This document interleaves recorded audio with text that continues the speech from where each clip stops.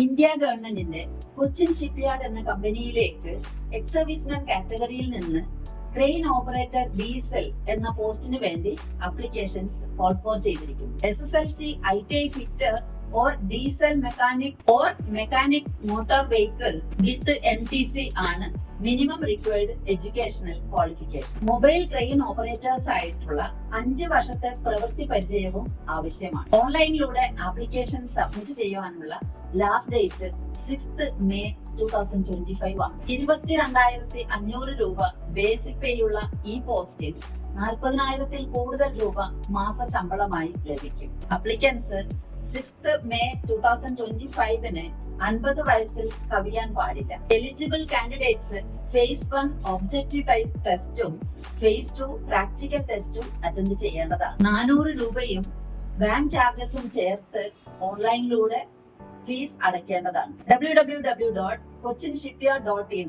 എന്ന വെബ്സൈറ്റിലൂടെയാണ് application submit ചെയ്യേണ്ടത്.